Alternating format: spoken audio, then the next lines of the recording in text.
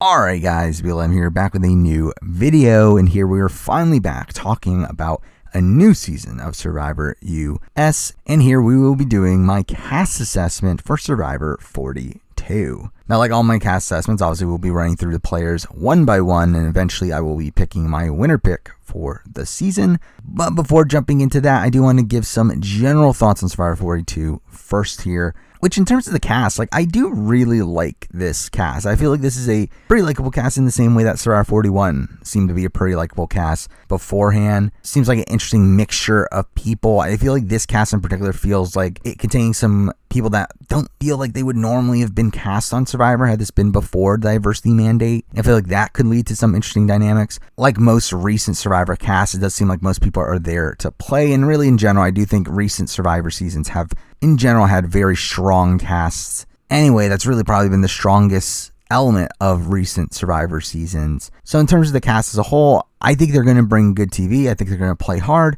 Though I will say, despite that, I'm really a bit unsure on a lot of this cast in terms of their overall potential in the game, where to me there isn't a clear front runner for my winner pick for this season, unlike there has been for seasons in the past. There's no one here that I feel super confident in based on the bios and the get to know you videos, but it should be a fun ride either way. I guess I should also talk about the season's format, which from what I understand is going to be pretty much exactly the same as Survivor 41, just probably with minor changes. Like, we know that there's going to be no swaps. We know it's 3 tribes of 6. We know Shonda Dark is back. We know Do or Die is coming back. We know all these twists are coming back. I suspect the Hourglass twist is back, though I would guess it's been modified based on the reception to it on the island for 41. But again, we'll see. And most of these changes I did not like the first time around. Really, the Shonda Dark and the idle phrases are the only things I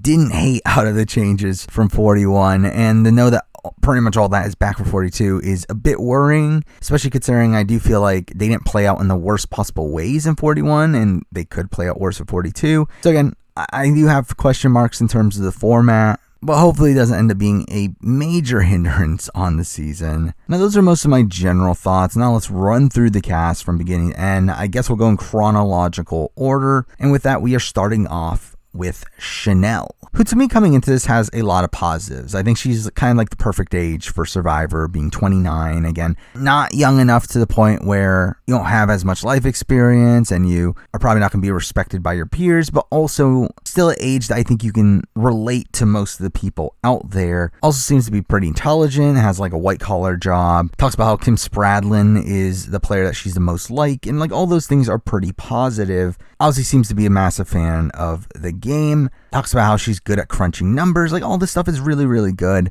To me, I'm kind of expecting her to be like a Shan figure for the season, probably someone that is solid socially early on and probably is able to get a decent backing early on in the game. Strategically, I do question if she's going to be able to hold control, which obviously Shan was not able to do, but either way, I feel overall pretty good about Chanel, and she is a winner candidate for me.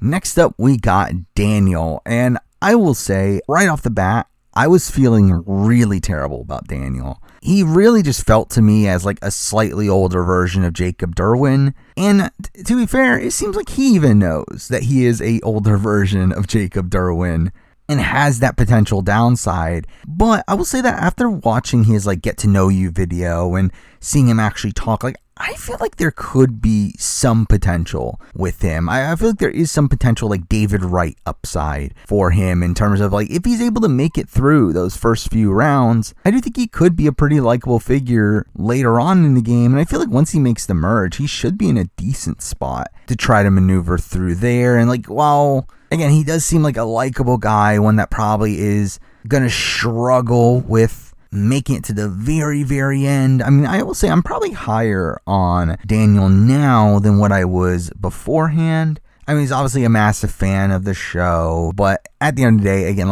I do feel like he is a high variance player and too high variance of one to really be considered as a winner candidate. Next up, we got Drea. And Drea, I am very mixed on. I feel like Drea, off the bat, seems like a decent contender. Again, she is kind of like Chanel in a solid enough age range. I mean, a little bit older. She's at 35, but still like a decent age to win Survivor. She's a bit more athletic. She is a fitness consultant. She definitely has the potential to be targeted for that. But really, in most aspects, like I feel like Drea is still also like a solid candidate here. But I will say that from hearing her talk in her Get to Know You video, I did feel like she felt very cold. And I don't know how good socially she's really going to be. She also talks about how like Kelly Wentworth is her favorite player because she contributes to her team and sets up alliances while still being a competitor in competitions. Again, it very much seems to me that she is much more competition based and more team oriented than I would like her to be.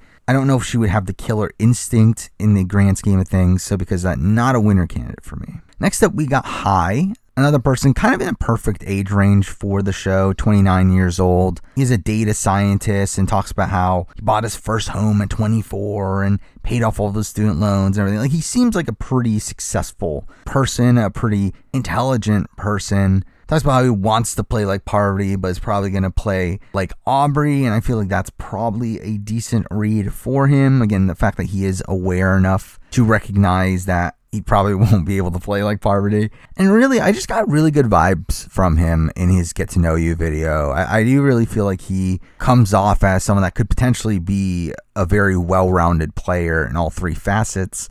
And for me, he was easily a winner candidate as well. Now moving on to Jackson Fox, who I believe is the first ever openly transgender contestant on the show. Obviously, that's a great Survivor first to finally have. That being said, though, I don't feel great about Jackson. Now, Jackson does compare himself to Elaine, though I will say that through the Get to Know You videos, I didn't really get that vibe from Jackson. Like, I didn't really get the vibe that Jackson's this like larger than life character like Elaine was, to where like I don't know if that really is going to be his trajectory in terms of the likability element of it. But to be honest, that makes me even more worried about him in the short term. And with this, again, being a season that is 3 tribes of 6 and no swaps, it's like there's not much room to maneuver on these tribes. And if you're not instantly in the core of your tribe, you're more than likely going to be in danger by the time you get to the merge. And I just don't know if I see Jackson being part of that core majority alliance on his tribe. And because I'm a bit hesitant on how he would do, so he doesn't end up being a winner candidate for me.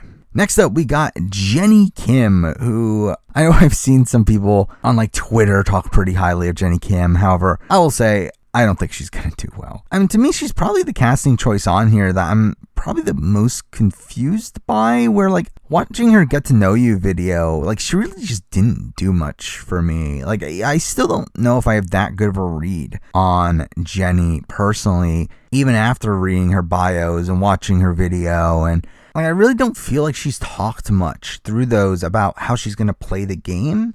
And considering she is like leaning towards the older side of the cast, and again, on a season where, again, no swaps and little room to maneuver, like I really just don't know if Jenny has it to really make it through the pre-merge, unless her like tribe just never goes to tribal. I just don't really get much from a gameplay perspective from her. I just don't know how she's going to maneuver through the game. So really, again, not a winner candidate. Next up, we got Jonathan Young, who I know was one of the more notable people in the preseason. He had previously been on Endurance, which is a show that I never personally watched. But coming this season, I think Jonathan is by far the most physical person on this cast. Like, it really doesn't even seem close to where he just outright feels like the person that, again, like coming into the merge is going to be this massive target, this like Joe or Ozzy figure that's going to have the win out.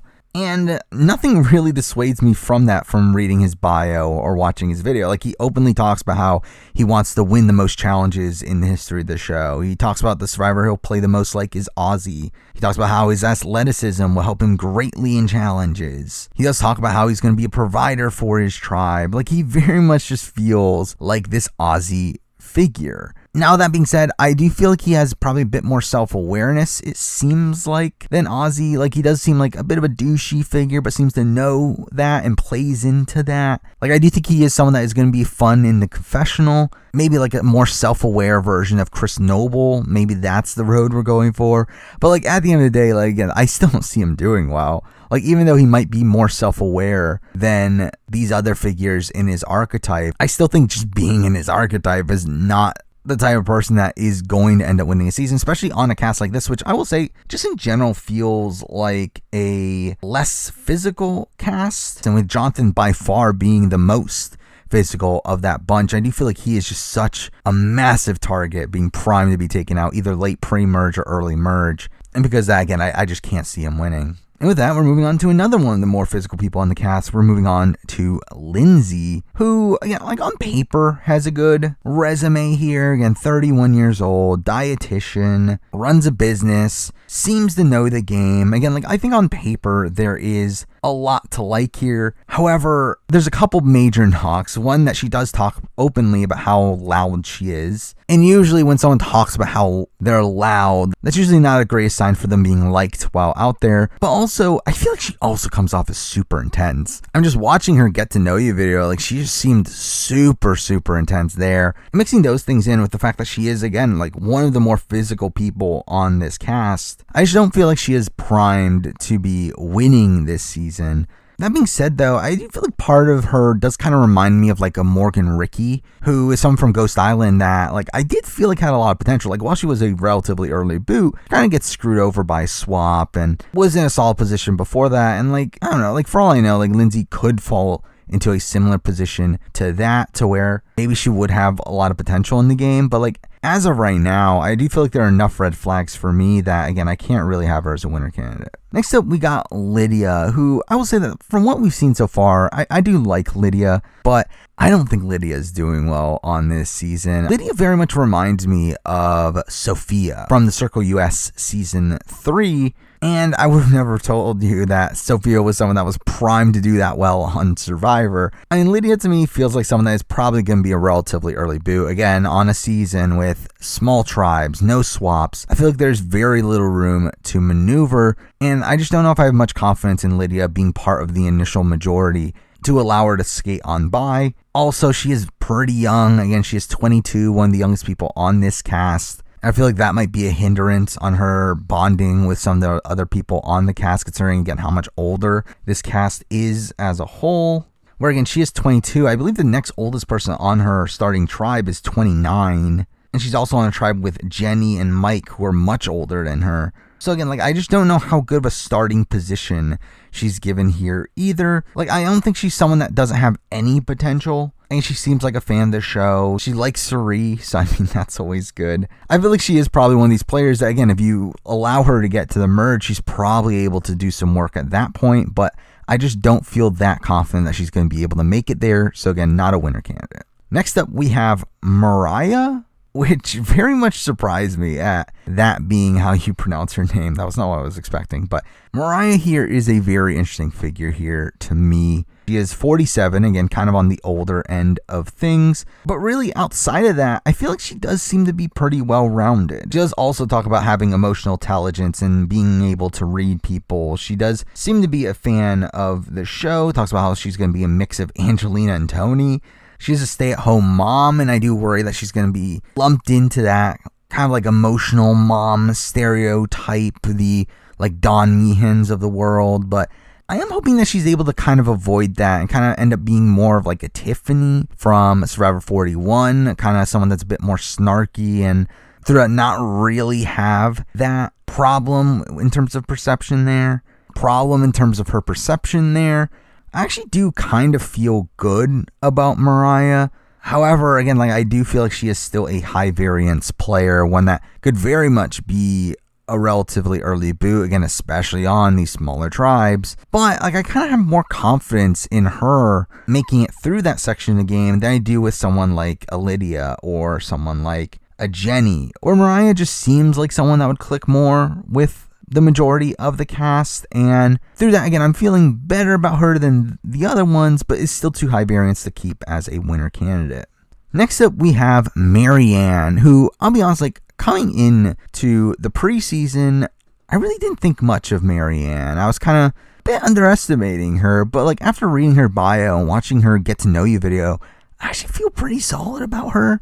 Like, I do feel like she is a lot more fun than I was expecting. I mean, she kind of feels like maybe like a younger version of Sandra coming into the season. Like, I do feel like she has that sort of trajectory in her. Like, I do feel like she is also probably a slightly high variance player. Again, she does seem to be a big personality, and who knows how that clicks with her tribe. But if she is able to, again, like, get into the initial majority alliance, I can definitely see her being someone that is underestimated throughout a lot of the game, and maybe turn up at the very end and end up winning the season there. Like, I do feel like there is a decent amount of potential in Marianne, which I definitely did not expect coming into the season, where she just seemed to be someone that gets the game. She talks about how she's a great listener, which I think is a good skill in this game. And she talks about how she's a social person, how Survivor's a numbers game. I feel like she could potentially have a really strong run here. I think my one major gripe is I do think there's potentially that, like, Elaine downside down the road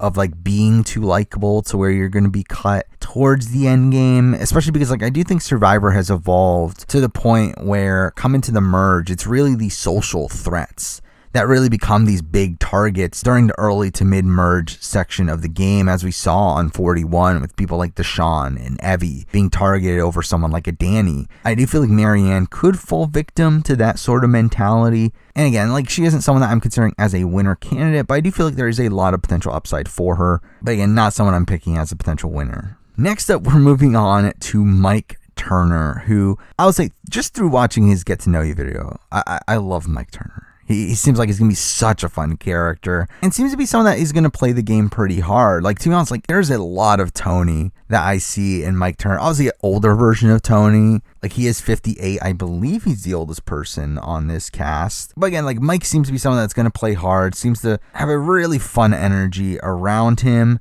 And, like, while I am comparing him to Tony, I do feel like there is also, like, a potential, like, Boston Rob or a Jeremy sort of energy around him as well in terms of his overall gameplay style. Or, like, I don't think he's going to be as, like, flip-floppy necessarily as Tony. Like, I don't think he's going to be as dynamic in his gameplay style. But I just think the overall energy that he exudes is very similar to that of a Tony. While, again, like, I do think he is probably someone that is going to be a bit more focused in the way that they play the game. Like, I think he's one of these people that is probably going to try to build an initial majority alliance and stick true to that from beginning to end. And again, like, I feel like that could potentially work for him if he's able to not get targeted due to his age and not end up getting on people's nerves. But either way, like, I do really like Mike. Like, I feel like he is someone that I am probably going to be rooting for if his run on the show ends up being what I'm expecting it to be, and because that he is actually a winner candidate for me. Next up, we're moving on to Omar, 31-year-old veterinarian. Again, perfect age to me to win a game like Survivor. Seems to be a pretty intelligent person. Seems to be a massive fan of the show. Talks about Rob Cesternino and his players you're most like. I mean, he seems to be someone that I can see getting a lot of confessionals. Like, I feel like he is the type of person that is going to be called on to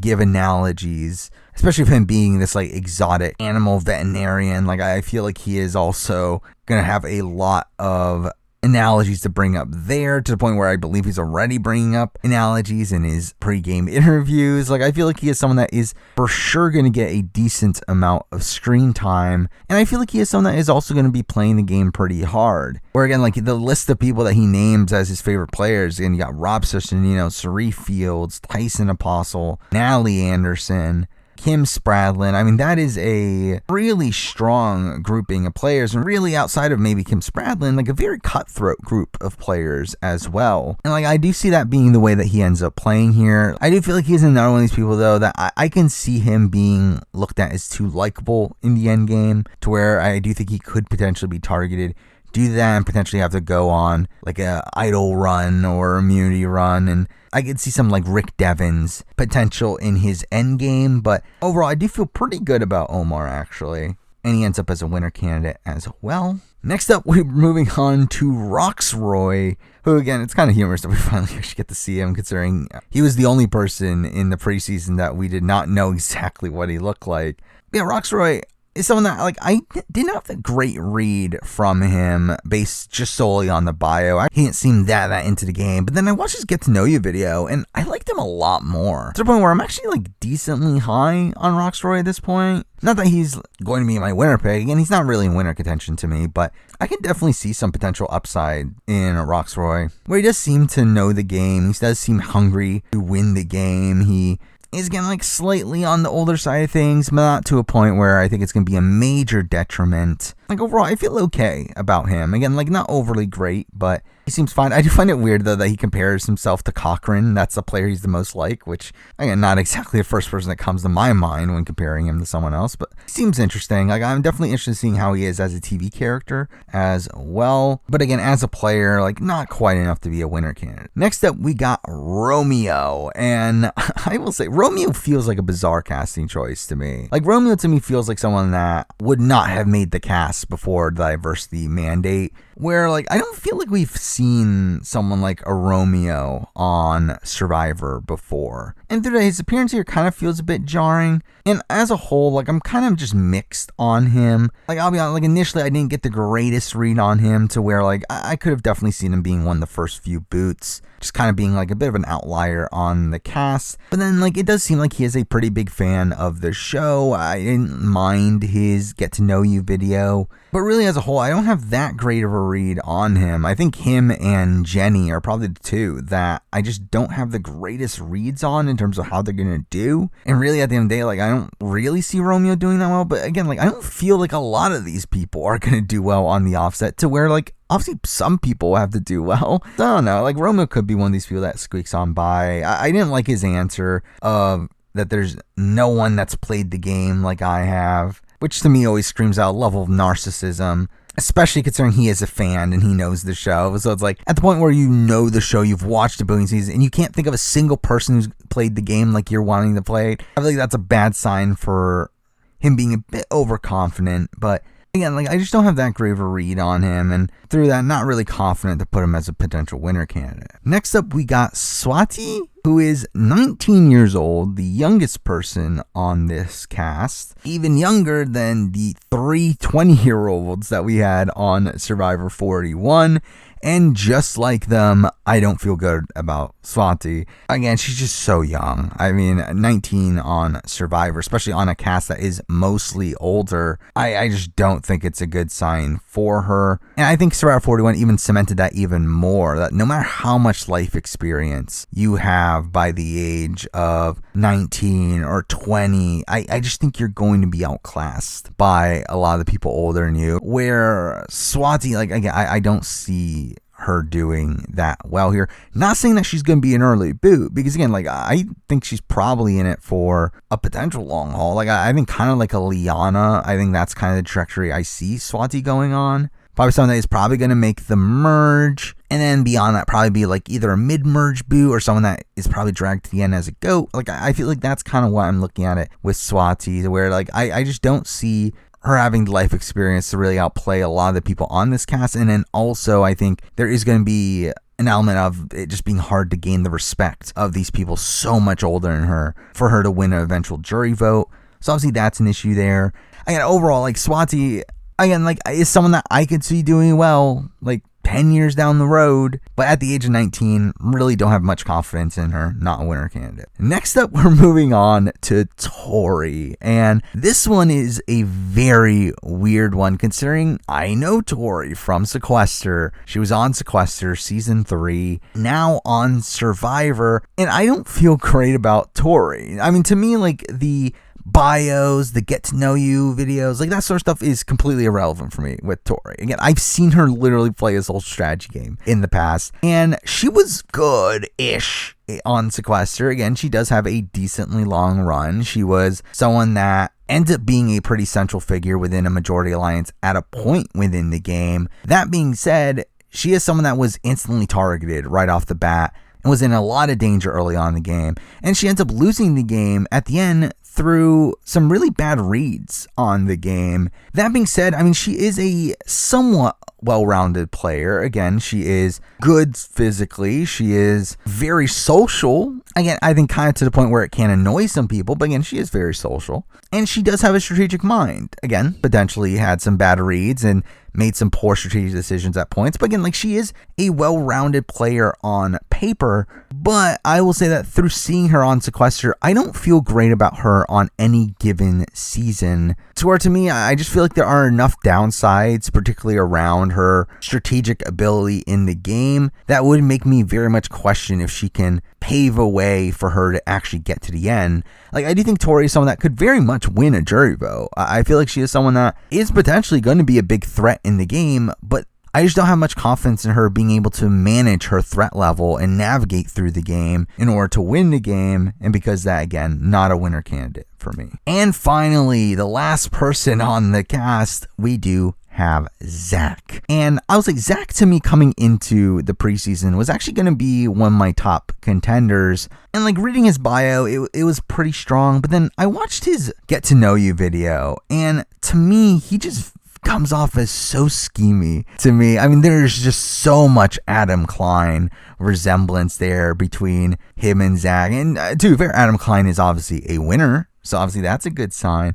But I don't know if this is the cast that is going to reward Zach with a win. Like, it doesn't really feel like this is necessarily the cast for Zach. Again, he is on the younger side of things. He is 22. Again, in a much, much older cast, which really just as a whole, like, I just don't really see him fitting in well with this cast, to where I do think he is going to very much struggle with winning this game, even if he makes it to the end. But I also don't have that much faith in him actually getting there. Again, he is a big fan. He is someone that obviously has potential in this game. Like he's not someone that I have like no faith in at all. But again, like, him being extremely young and coming off a bit schemy to me. Again, like, to me, I think he's going to need a Spencer sort of trajectory in Cagayan to eventually win the game. Like, he is going to need to be this underdog that ends up winning the last few challenges against a more unlikable group of people. I think that's really his path to a win, where I don't really see him winning in most other scenarios. So despite me being high on him initially, I'm at this point a bit lower to where he's not a winner candidate. And with that, that is the entire cast, and I have narrowed it down to Chanel, Hai, Mike, and Omar. And kind of like my 41 cast estimate, I think first we can cut Mike, where again, Mike makes this like final contender list here just because I really like Mike. I think Mike is going to be a fun character, kind of similar to how I thought about Nasir.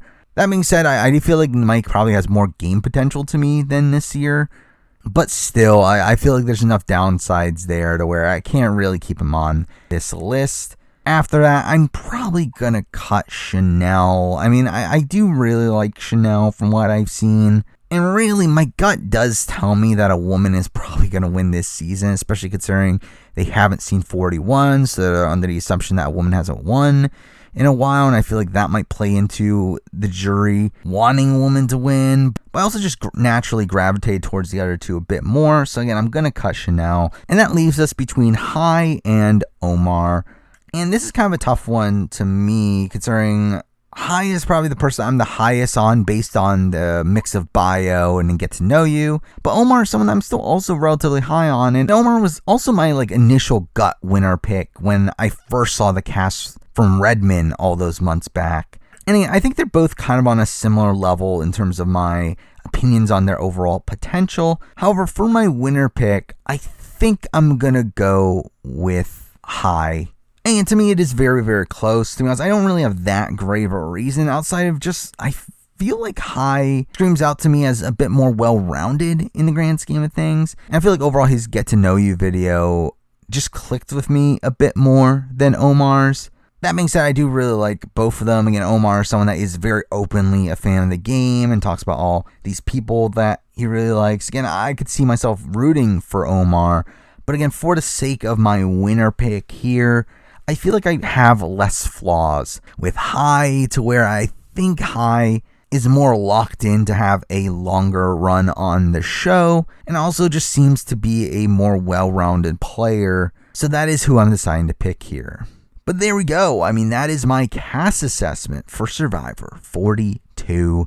Obviously, I will be covering Survivor 42 in the way I have done recent seasons, where moving forward, I will be doing a mid-season power ranking around the time of the merge, and then also do a season review and a player ranking at the end of the season. Also, a bit of a scheduling note is the fact that I wasn't planning on doing this video this week. At the time this video is released, it is actually 1 day away from the 3-year anniversary of the channel, to which the video that was supposed to release today was the global runner-up ranking. So because this video was released here, that video will be released next Saturday, which is a really big one, so stay tuned for that.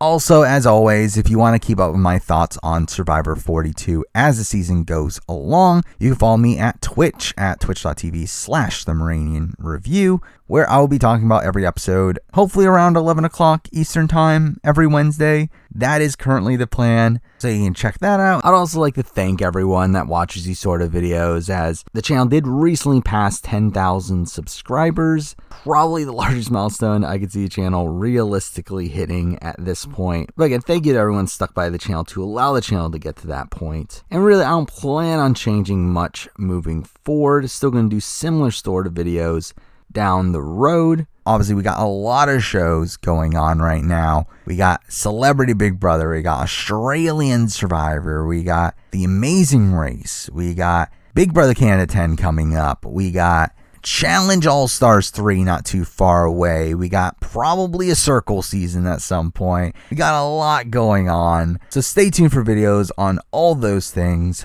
But for now, that is the video. Thank you for watching.